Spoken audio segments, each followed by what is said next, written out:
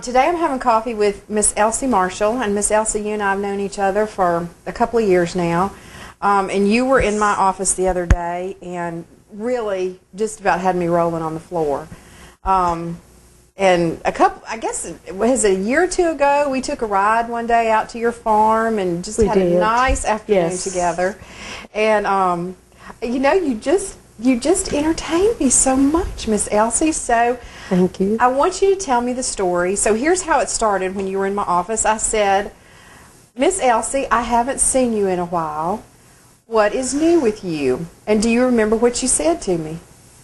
I think I told you I had just purchased a registered Charolais bull. You told me you had just bought a bull. And it just didn't fit, Miss Elsie. So then you proceeded to tell me the story, which I would like to hear again because I was so entertained by it. Well, about 10 years ago, my husband and my husband decided to take me to a land auction. I had never been to a land auction in my life, didn't know what I was doing. So the bottom line was, when I got there, I ended up purchasing 80 acres of land. Excuse me, didn't know what I was going to do with it, but I had it. So, but you didn't really know what you were purchasing at that point. At that point, I did not know. You had a plot map. I had a plot map. I knew nothing. I could not read it. You had a checkbook. I had left my checkbook at home, and I had to go back and get it. So what happened was, my husband, the day before, he said, now, I want you to go to this place with me at Edwards. They're having a land auction tomorrow. And we had had some unfortunate circumstances. And I thought, what am I doing going to a land auction? We're not in a buying mode right now. So he said, well, I just want to go look around. So we went to look around. And there was an old antebellum home that was on the place. And I walked out. I had wanted to see the old home, so I went in it, walked out of it, and I just glanced back way over to the right, and there was this hill, just this rolling hill, and beautiful trees up there, you know. And I said in my mind, oh man, I wish I could get some property right up there.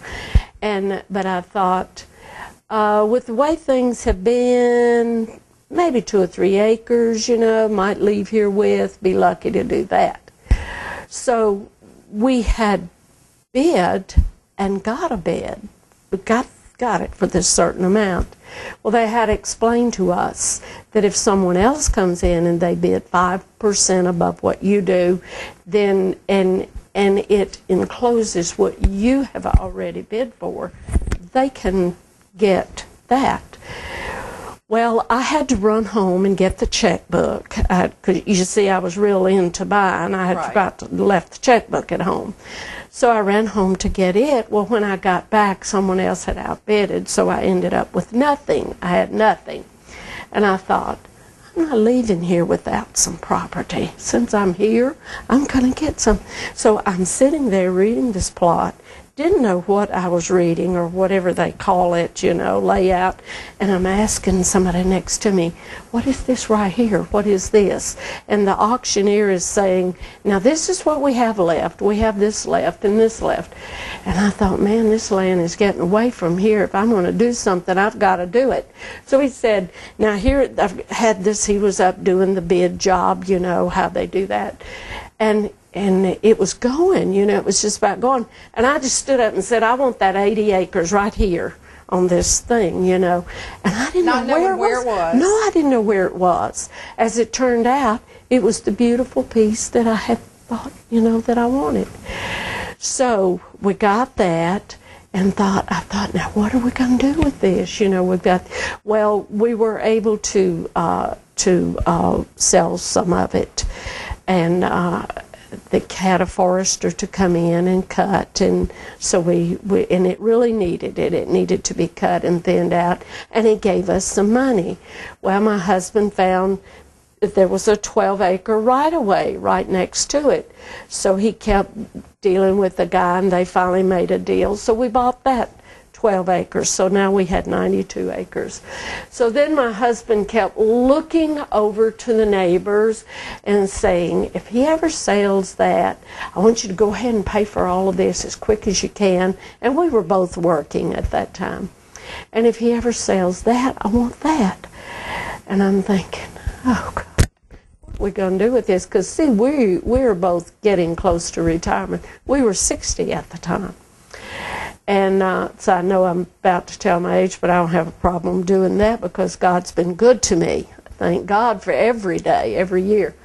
So here we were, and so finally this land came up for sale, and we bought it. And we had tried to grow a little wheat, and that didn't work. And we'd tried some of this, and that didn't work, you know.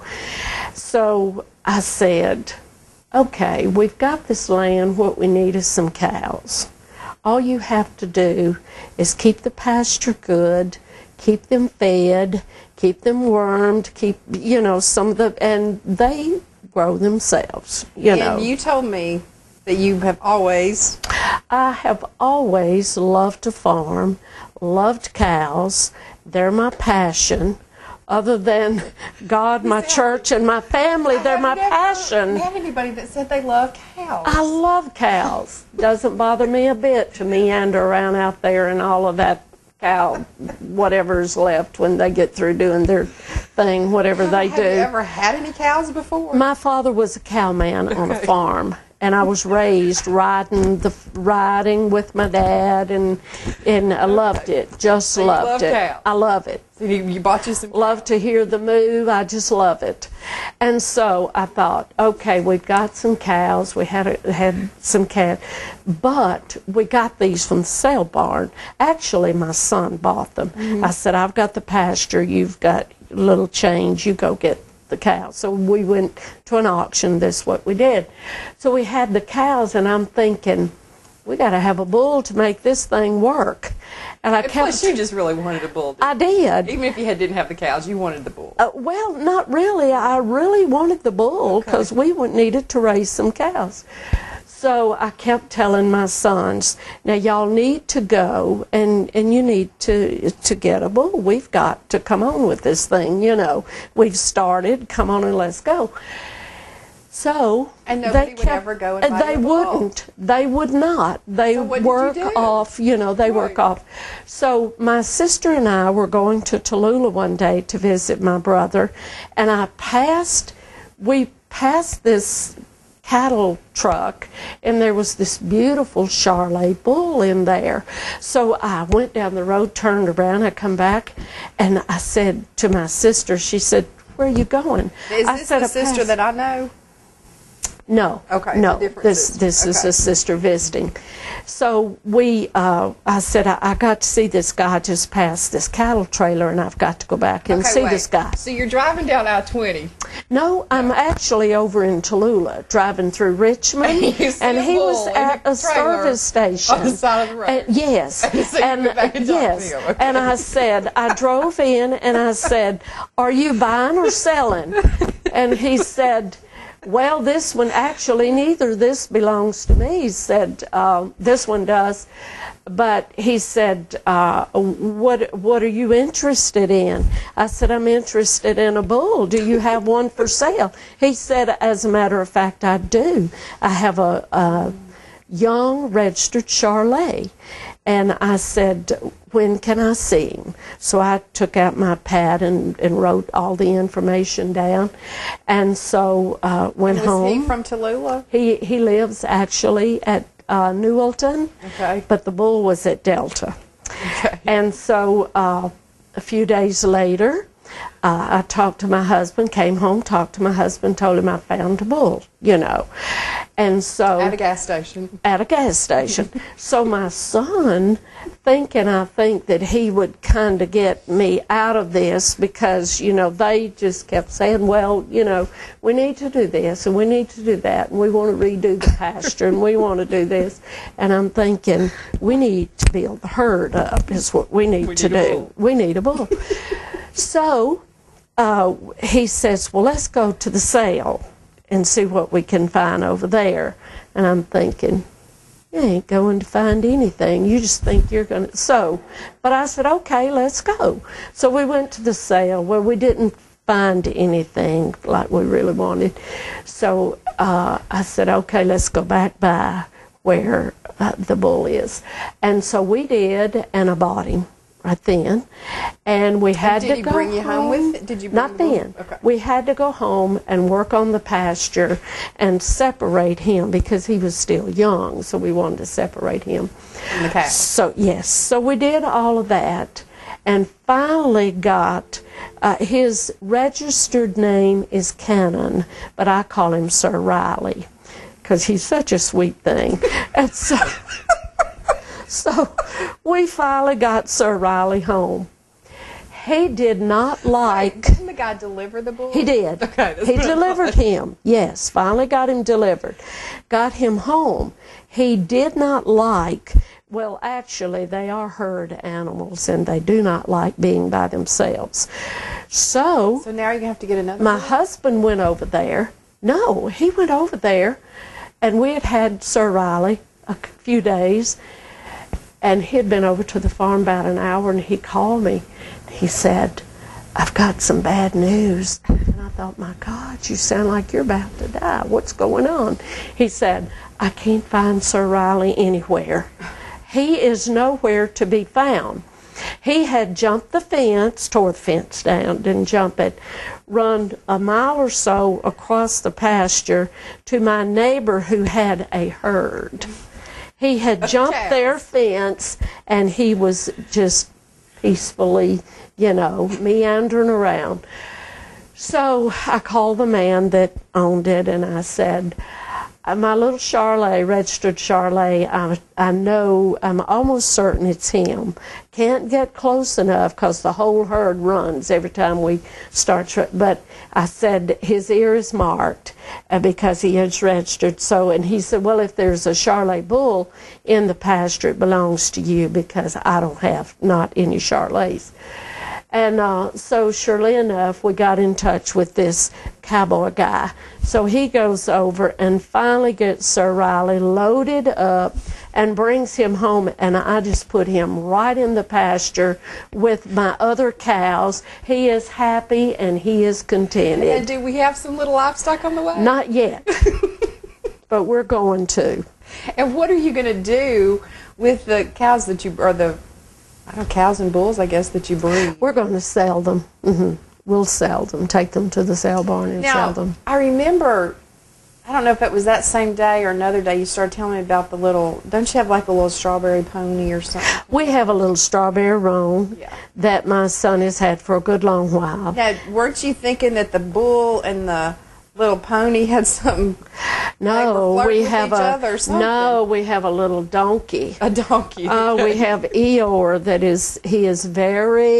he is very cantankerous. Eeyore does not, and we're about to have to move Eeyore. Okay. And we're going to put him up in the front pasture because he does not like anything around him. He likes to be And he particularly doesn't like the bull. No, he does not. Doesn't like the bull. I think Eeyore's whole thing is he just loves to play, and I'm afraid he's going to hurt my cows because every time I go over there, he's playing and chasing and running, and he's just a pet. And so we're going to move Eeyore. Yes. So Sir Riley hasn't tried to break through the fence? No, Sir Riley is very contented. He is very contented. How many cows do you have? Well, right now we've just got a small herd. We've got 3 cows, and Sir Riley, and so we're adding to. We're growing. Miss Elsie, I just wish you would come by my office more often because you always are so entertaining to me. Oh, listen. We have some fun with those animals. I do love my animals. You have a very fun life, really. Yes. We have 3 horses. My son does, not my husband and me. Besides these, but they're up in the front pasture. We have a beautiful Palomino, and that hated the bull. He was in the pasture. She's like in the front pasture. He was in this one, and he would stand there and look over at her and moo, and she would just, I mean, that tail was arched and that mane was flying.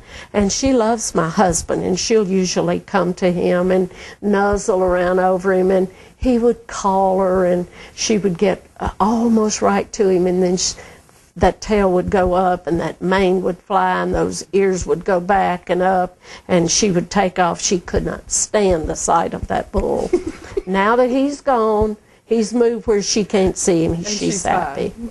She's happy. We have a little miniature horse, and then Sassy's mother.